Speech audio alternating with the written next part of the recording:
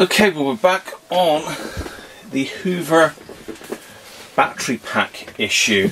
Now, I'm not sure how I left the last video, but basically what I did, I got this, and somewhere on it there's let me find the other half of it.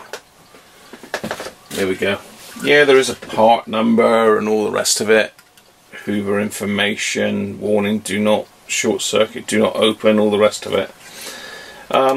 So I decided to go online and see if I could get one of these replacement Hoover battery packs. Because I mean, these cells, even if you buy them cheap from China, you're looking at £5 each at least, and there's 7. So you're looking at 35 quid for the cells alone. Then you've got to get the tags all made up on both sides. You've got to get that done. And shipping, again, because it's lithium, it's got to be specially shipped. You can't just stick it in your normal mail system, it's got to go via a carrier. So you're looking at expense there again. So all in all, you know, it's fairly cost prohibitive to try and fix that. But I had a good ring around and was directed to a company called Radiocruncher Energies. They're based in Rhyl up in North Wales. A very nice chap there called Andrew.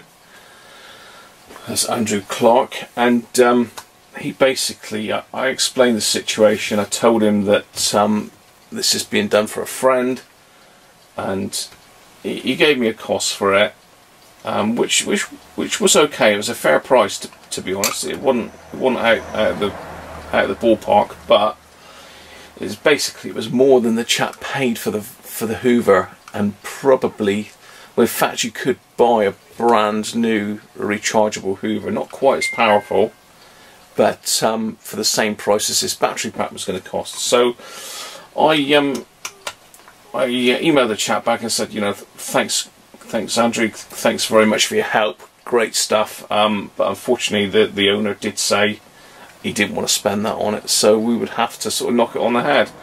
So then we had a further chat. We talked about different solutions, perhaps using some cheaper cells, because he was specifying Sony cells, which are really good apparently. These are 18650s.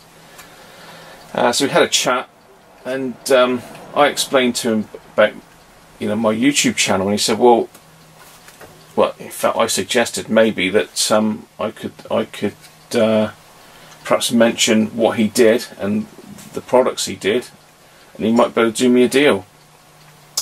And he came back and said he would do them complimentary for me. So really, thumbs up, Andrew and Radiocruncher Energies, a real big help. They have sent me, which is this package here, a newly made battery pack that I'm going to fit on this protection circuit here. And they've done that as a complimentary for me. Really is an introduction to anyone viewing as well, that there is a company out there that will make just one-off battery packs. You don't have to order 20, 30. They're not extortionately priced. In fact, I would say it's very reasonably priced. As I say, they also do protection circuits. They do charging stuff for it as well. So I'll pop a link here on the bottom of the screen along here to their website. Check them out. Give the chap a ring. Very, very helpful, and I couldn't praise them more. So, without further ado, let's get into it. I did ask him what the sort of typical lifetime of a lithium cell is, and in normal use, he reckons about 3 to 4 years. And again, it's an unusual failure on this, because we've got this sort of like leakage on the battery. And I mean, I'll go in a little bit closer so you can have a look, but you've got this strange, it looks like an old sort of alkaline cell or something that has leaked. And there's something, certainly there's a fluid has crept up on certainly that cell and this one as well. So there's a couple of them. Once we get the battery pack off, we'll be able to give it a closer examination. But anyway, let's get into the actual pack that Andrew has sent out.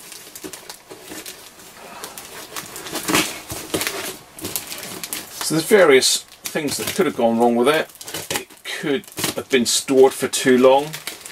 The batteries have depleted to a stage where they're unable to be recovered, and the protection circuit's just kicking in and stopping them. Okay, so let's get the box out of the way. Let's say this is a one-off battery pack. They don't make them specifically for Hoovers. It's a prototype that they've put together especially for me. So let's get it open and have a look, see what's inside. Nicely packaged, very well wrapped up.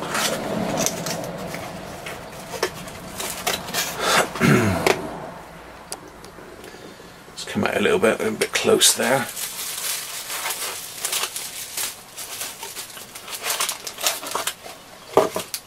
Yeah.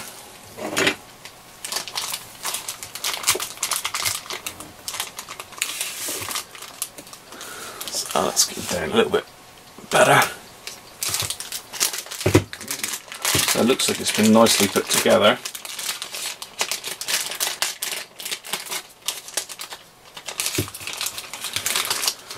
Now they've used all Sony cells for this, which apparently are supposed to be one of the best in the market. This is 2,600 milliamp hours. The other one was only 2,000, I believe. Let's have a quick look. Yeah, the other one was 2,000 milliamps per hour. So this should really give us a longer lifetime, in theory. He's put some Kapton tape across the top so I don't touch it and short anything out, and across the bottom. So yeah, there we are. That's the next task then. Size-wise and orientation, they're virtually identical.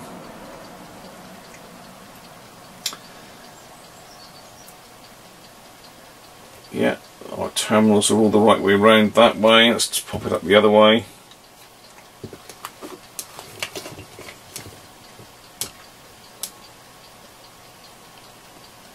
Yeah, that looks really good. That will fit. Okay, bear with me. I'm going to fire the desoldering kit up. We'll get the solder off of the old one here. I'll desolder all these tags across the top and the bottom. I have taken some photos so I know which way around it goes, but it does say on it which is positive, so this is it does say B+ and B- here, and I assume these other connections are just for battery monitoring, to monitor the individual cells or individual pairs of cells. Right, I'm going to fire up the desoldering tool, so bear with me, I'm going to get that taken off. Okay, well that is the first cell off. It looks like the best method is basically to put some flux on. These should come off a bit easier. Just heat it up. Bit of fresh solder in there.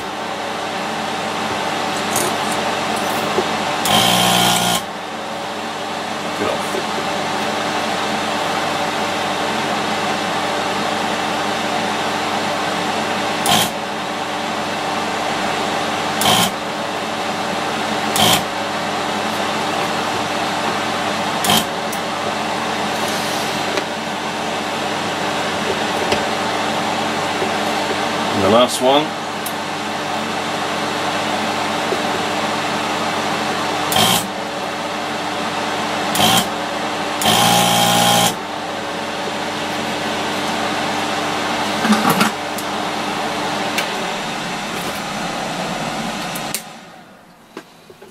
So there we are. And in underneath there's just like a little thermal fuse there.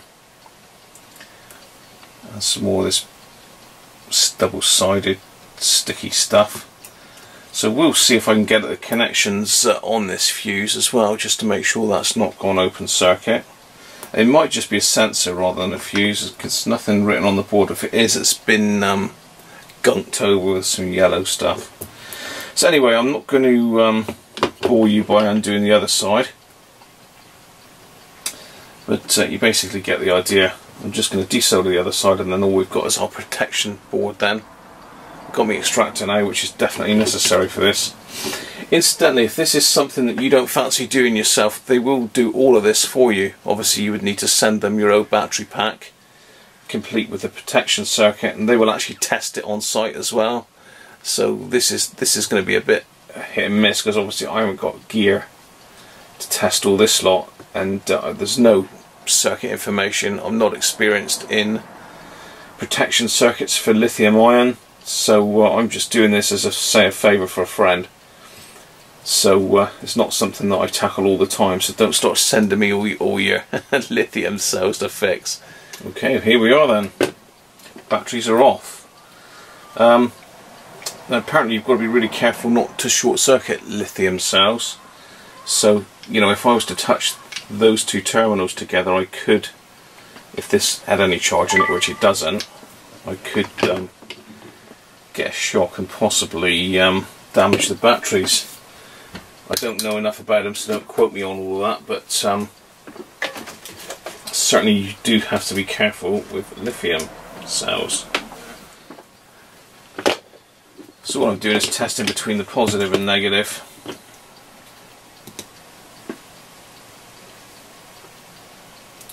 .24 of a volt, so I mean that is totally dead. There's nothing in that.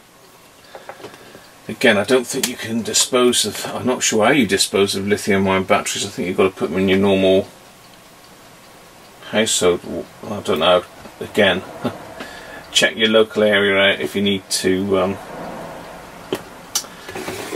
So let's have a quick look, see what charge we've got in this one.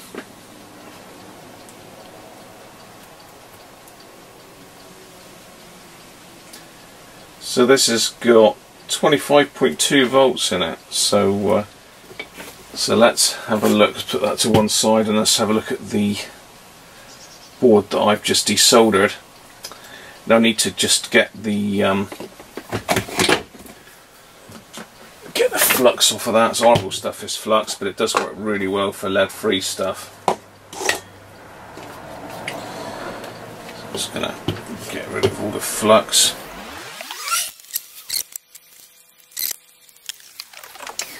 Right, next we go over it with some solder wick. Just get rid of all the old solder.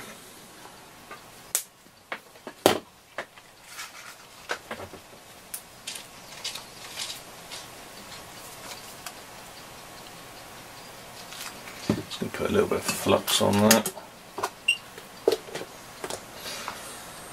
So bear with me while the soldering iron warms up. Right, so I've got a bit of flux on my desolder brake, just sort of supercharges it a little bit. I'm going to go and just get rid of any remaining solder on here. So again, on with the fume extractor.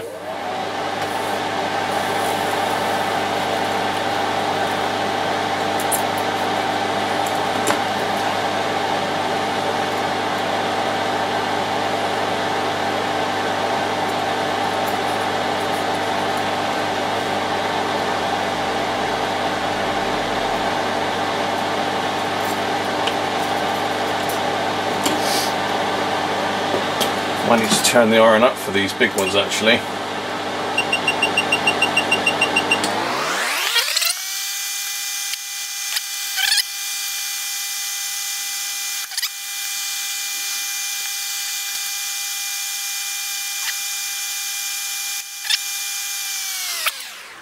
So we'll give it another hit with some isopropyl, get rid of all that flux knocking about.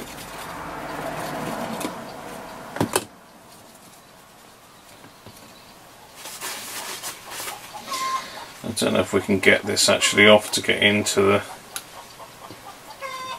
back of that fuse.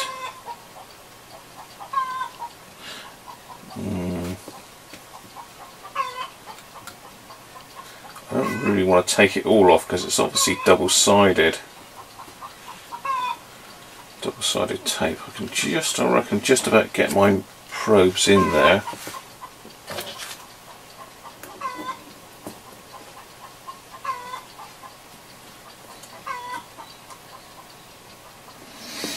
Yeah, I can just about get my meter probes in there. So I assume if it is a thermal fuse, it will be short circuit at the moment.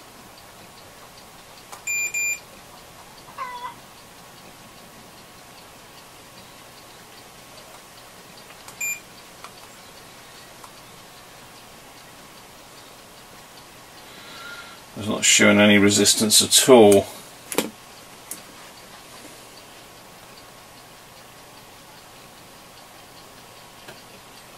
Perhaps it short circuits if it overheats. It could be this coating stuff all over it, I suppose.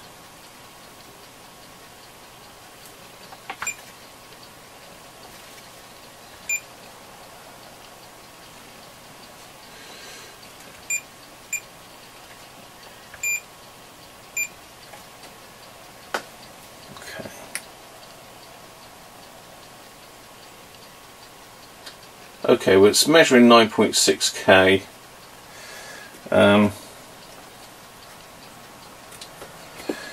See if I can get it to change. Could be a thermistor. I'll put my thumb on it. Yeah, okay, so the resistance is dropping.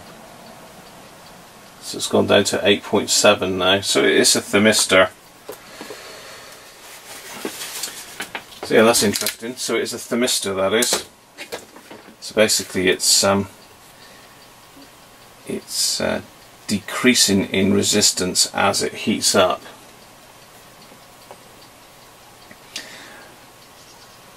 So I'd assume that would then, if it gets to a certain point, it would shut the circuit down if it overheated. Pretty obvious, I suppose. Anyway, let's look at this new pack then.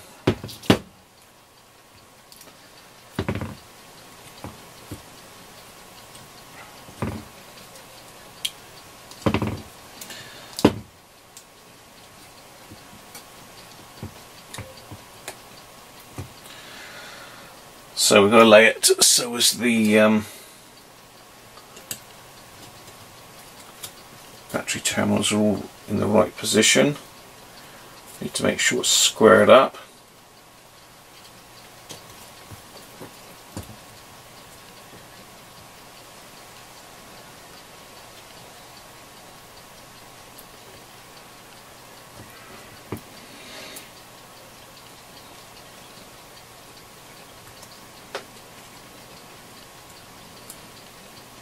Okay.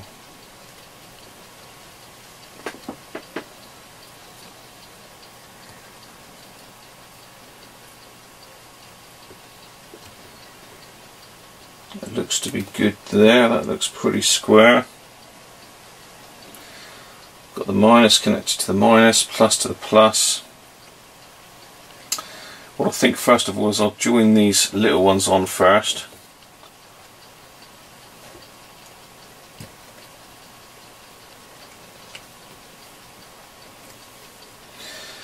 I will snip the ends off,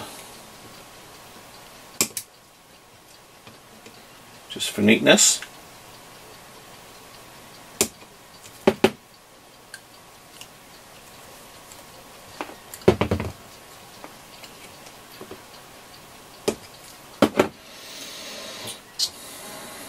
So let's do this side first.